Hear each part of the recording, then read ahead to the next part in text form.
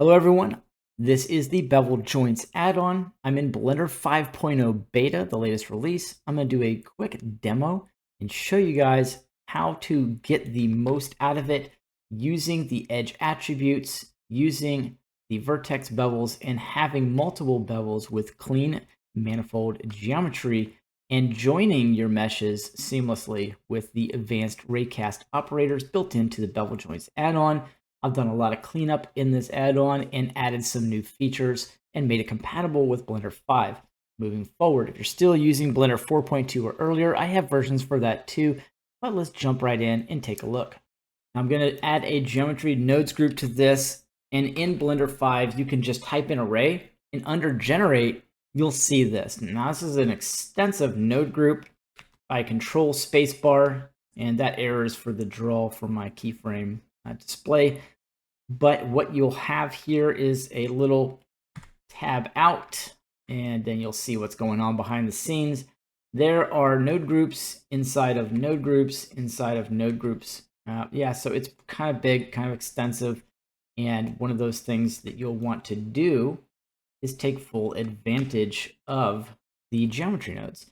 And how can we do that? Well, there's a lot of different things. The array, I've got a quick short, I'm showing some of this. You can do circle arrays, all kinds of different things here. But what we're going to be focusing on is a simple line array. And I want to change the scale. I'm just going to hold shift and bring this down to about 0.9. I'll have to just type that in because it's what I want.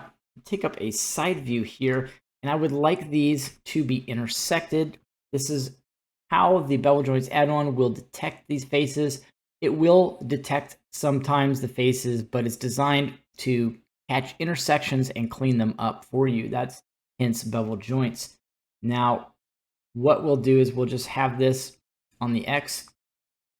I'll add 5 to the count, and then I'll go ahead and move this back just a touch so it's actually intersecting each one of these. Now, just because it's good practice, I'm just going to Shift D. I'll make a copy of this, and I'll just say cube underscore copy. I'll leave the geometry nodes group on that one, and then just hide it from the viewport and render. And now I'm ready to just apply this. Jump back into solid mode here, and we've got one object. And if we are in wireframe, we'll see we have all these intersections and all of this overlap, and artifacts and things like that will be very apparent if this is left this way and then modeled. So what we would do is we would jump over to Bevel Joints, open that up, go into Face Select. We'll hit A for all, P, and then Loose Parts Separate by Selection. Now I'll come back into object mode. Each one of these is an individual piece. I can choose anything I want as a target. The target never gets selected. I'll just select everything I want to be clean, manifold, and joined. And if by chance you grabbed all these and hit Control J, join, you're literally just right back where you were. So that's definitely not where you want to be. Now I'll click Join Selected in the UI for Bevel Joints, and then you'll get something very nice happen. It'll join all the mesh, and at each joined edge, you're going to have the edges highlighted. Now, if we were to jump in to object mode and do a little zoom in, we'll see everything is now cleaned up and manifold. It's the way we'd want it for future modeling. Now, you can close up Bevel Joints UI and open up the custom area here in the bevel after join. There will be a highlight. You don't have to rotate your mesh around. Change the color to anything that you wish, and then you can do the highlight, and you'll see everything selected. Now I can add an edge attribute if I'm in Bevel 4.3 or higher. If I'm in Bevel 4.2 or lower, I will need a vertex bevel. And the good thing is, moving forward in Blender 4.3, we can use both of these, and you're going to need both. So if I add an edge attribute, it's grabbing the active edges and putting a bevel on them.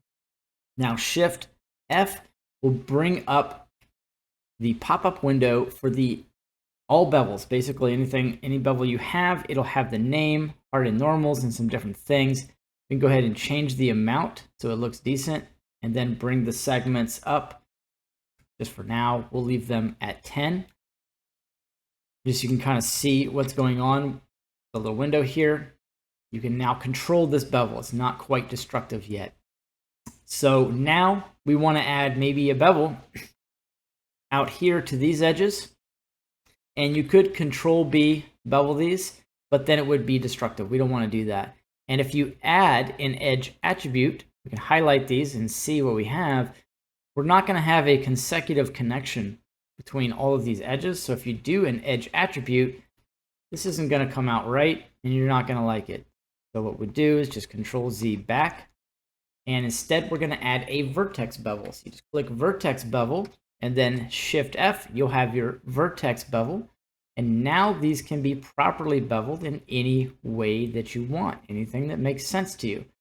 So now the bevel after join operator, you can kind of see what you have.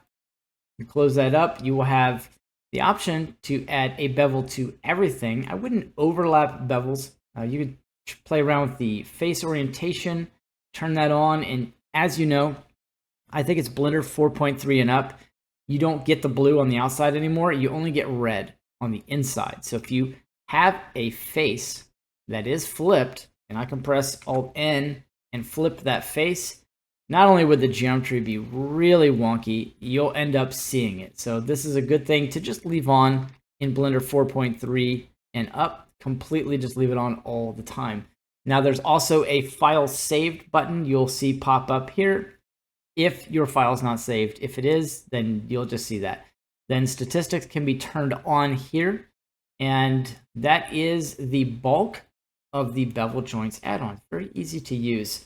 Now if I hide this and I want to bring back my copy now, I can go ahead and, I'll just make another copy and hide that one out. Now this one, I'm going to go ahead and I'm going to apply the modifier. I'm going to do the same thing, and I'm going to separate this by loose parts. And in this example, I'm going to show you guys the operator for growing adjacent edges. Go ahead and apply this and do like before. Separate these. Go ahead and select my main. Then I'll just select the rest of these. Join all selected. Now the operator will need you to go back into object mode. You can click one step here, or you don't have to do anything. Just click grow adjacent edges. And what it will do is it will now grab that circular edge there. And let's take a look. It'll grab that circular edge and then the edges that are surrounding each joined piece and give you a nice bevel. So what we can do is we can take this and add the edge attribute. And we can play around with the bevel here now.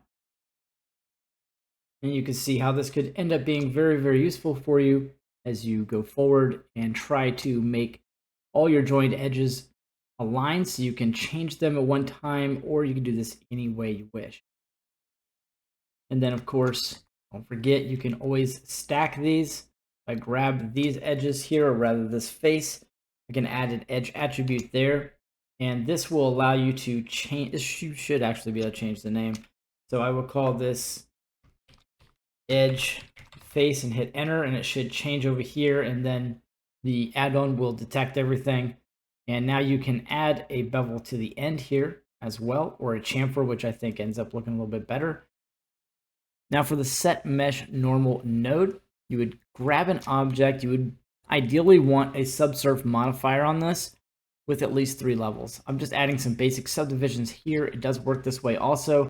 I'll append that node group on, and then I'll select the object I want to blend. And as you see here, it will blend them together. And if you have materials, it will work nice with the materials as well. It works a lot better on rounded concave surfaces. And if you do look in the node group, there will be a subsurf modifier that can play a little bit of heck on you if you do have a square object. So I just used a round object here, but I'll just rotate this, and then we'll just kind of move it through the different objects. Now I'm going to add all of these to a collection. I've already selected these. You just select them, press M, create a new collection, and then switch the modifier panel node group to collection, and then load it. When you do that, this object will now blend the normals of everything in that group. That doesn't work too good when it's on an object that has a really sharp edge like this.